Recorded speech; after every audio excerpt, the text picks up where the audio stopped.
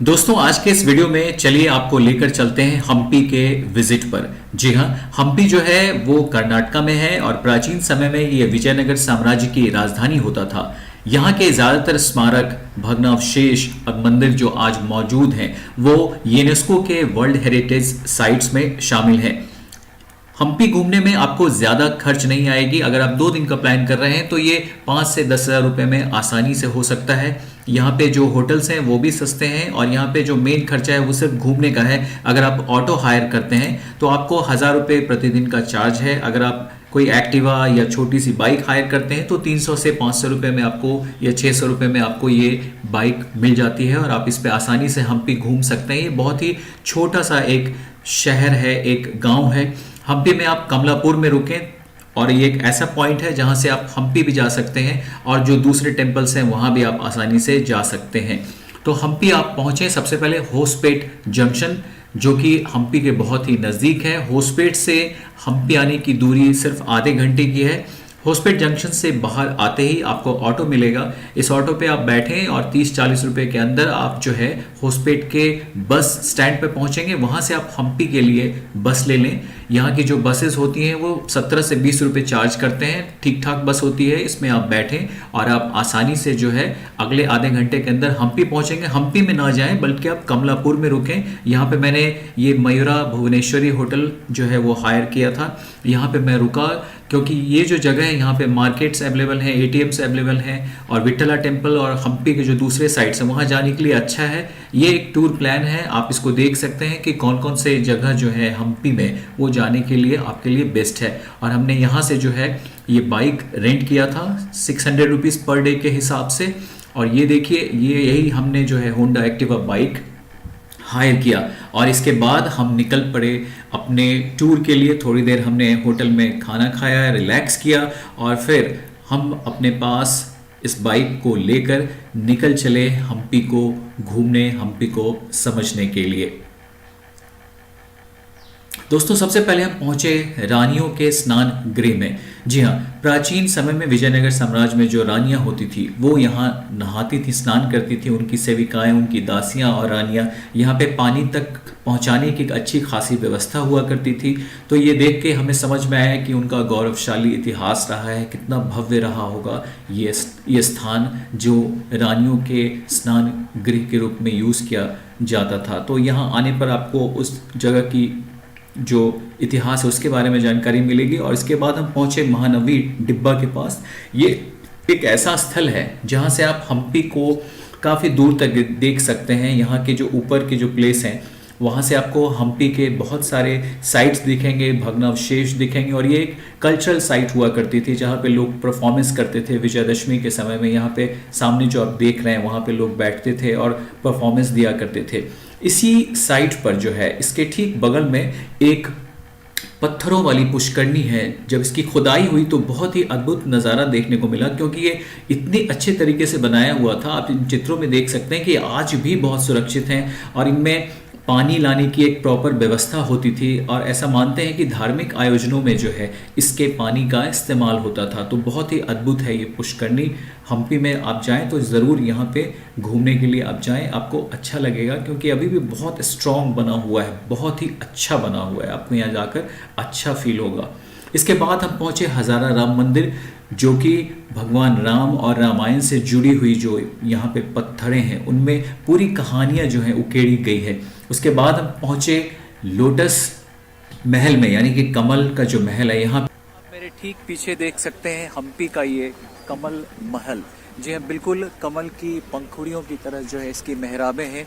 उतनी खूबसूरती से इसे सजाकर बनाया गया होगा अपने समय में।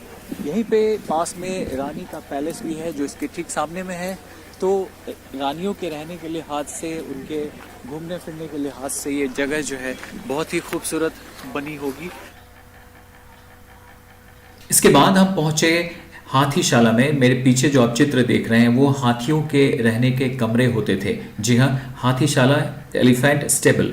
और ये काफ़ी भव्य लगा हमें देखकर। एक एक कमरे जो आप देख पा रहे हैं सामने में, उनमें एक एक हाथी रहते थे। और इस बगल वाली बिल्डिंग में जो है वो महावत और दूसरे सैनिक रहते थे जो हाथियों की देखभाल करते थे। तो हम्पी में जब आप प्लान कर रहे हैं तो यहाँ भी ज़रूर आएँ, ये आपको बहुत ही भव्य लगेगा और देखने वाली चीज़ है उस समय की गौरवशाली इतिहास। और इसके बाद हम पहुँचे उग्र नरसिम्हा के दर्शन करने के लिए, जिनमें कभी लक्ष्मी की भी प्रतिमा होती थी, लेकिन अब वो प्रतिमा ध्वस्त हो चुकी है।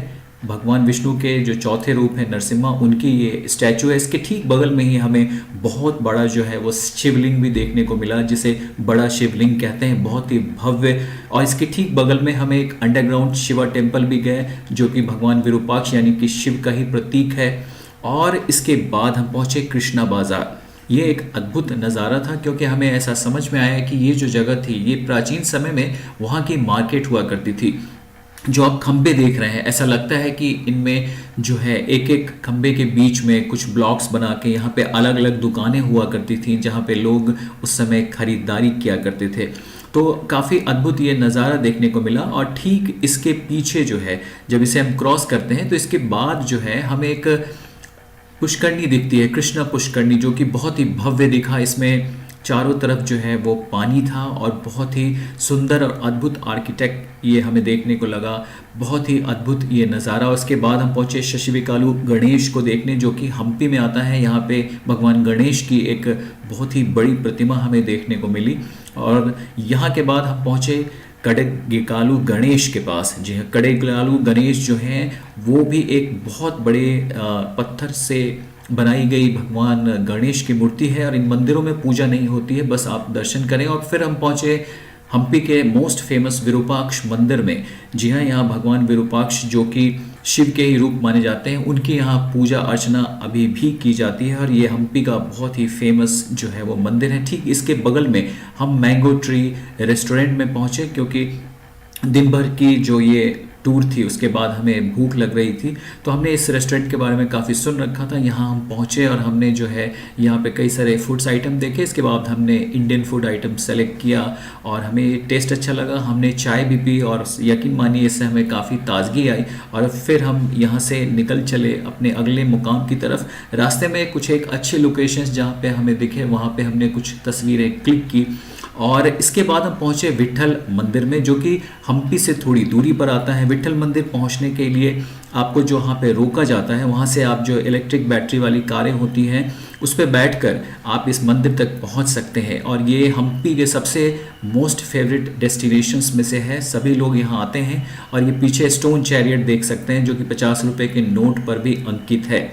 तो ये एक अद्भुत नज़ारा है हम्पी का। ये स्टोन चैरियट जो मंदिर है और ये विट्ठल मंदिर है, ये बहुत ही खूबसूरत लगेगा। दोस्तों, विट्ठला टेम्पल कॉम्प्लेक्स के अंदर ये एक ख़ास टेम्पल के दृश्य मैं आपको दिखा रहा हूँ। यहाँ के जो पिलर्स हैं, उन पिलर्स को बजाने पर कुछ ख़ास तरह के साउंड निकलते हैं।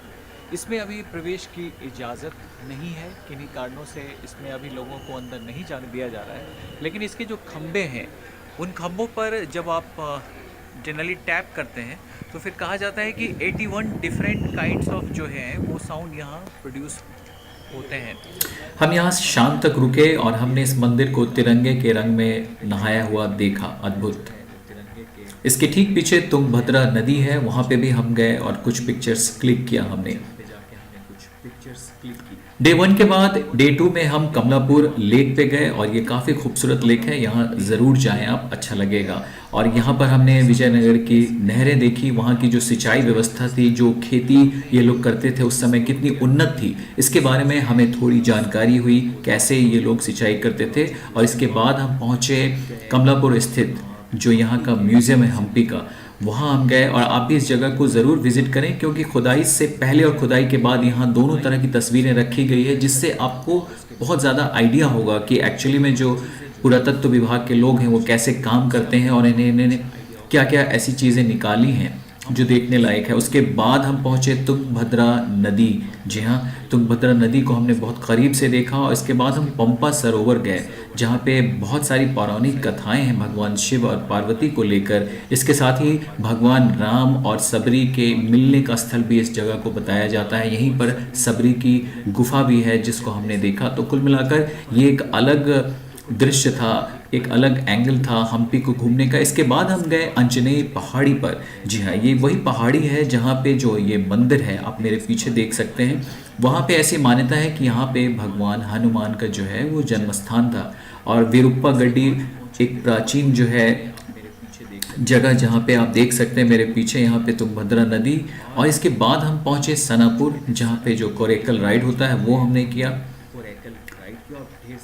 तो सनापुर लेक में कुछ जो एंथुसियास्टिक हैं वो इस वक्त ऊपर से नीचे जंप लगाने की कोशिश भी कर रहे हैं। आप देख सकते हैं दूर में, आपको जूम करके दिखाता हूँ, यहाँ पे कई सारे लोग हैं जो ऊपर से नीचे नदी में डाइव करते हैं। हालांकि ये बहुत ही रिस्की होता है। जिन लोगों को वाकई में तैरना आता है या जो इस रिस्क के लिए तैयार हैं उनके लिए ही ये पॉइंट है। कोरेकल राइड के लिए आपको लाइफ जैकेट पहनना बहुत ज़रूरी है।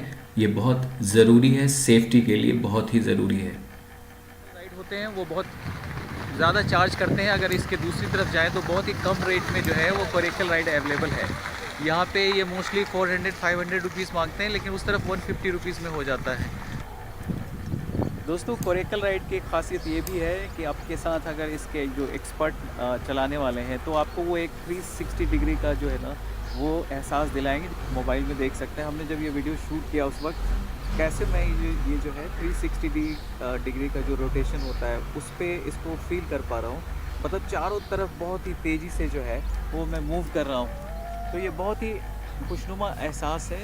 बिल्कुल एक प्लीजेंट व्यू जिसको कहा जाता है वो है। एक तरफ आप प्रकृति की गोद में बैठे हैं, चारों तरफ पहाड़ हैं और ये तुंगभद्रा रिवर, और उसके बीच में खूबसूरत ये आकाश जो कि मैग्निफिसेंट व्यू आपको दे रहा है। बहुत ही सुंदर सुहाना मौसम है ये, और इसमें आप जो है ये कोरेकल राइड का मज़ा ले रहे हैं। जी हाँ, ये कोरेकल राइड जो है बांस का बना हुआ है और इसके नीचे जो है वो थोड़े से ऐसा लगता है जैसे कि मोटे कपड़े की परत दी गई है, जो अपने यहाँ सीमेंट के बोरे या दूसरे अन्य चीज़ों में यूज़ किए जाते हैं वैसे इसका इस्तेमाल किया जाता है।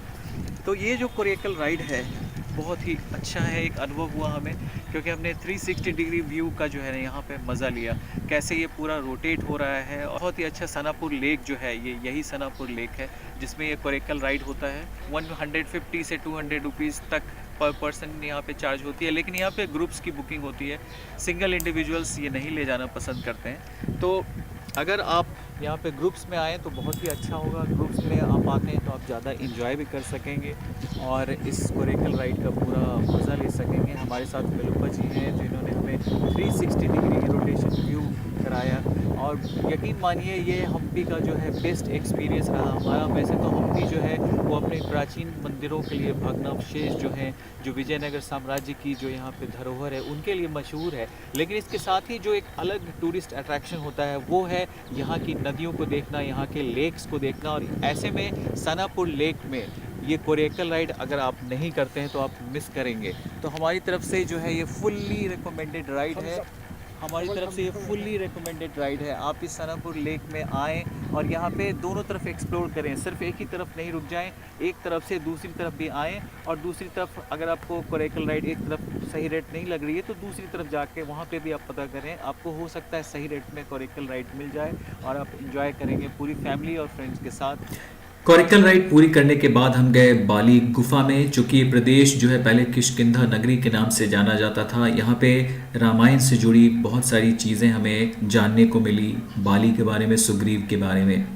इसके बाद सबसे लास्ट में हम गए तुंगभद्रा डैम देखने के लिए। जी हाँ, तुंगभद्रा डैम जो है वहाँ इलेक्ट्रिसिटी प्रोड्यूस होती है और हम शाम को पहुँचे थे। यहाँ पे जो है लाइटिंग्स थोड़ी कम थी, फिर भी हमने यहाँ का मज़ा लिया और सबसे लास्ट में हम पहुँचे होसपेट जंक्शन और हमारी जर्नी यहाँ ख़त्म हुई।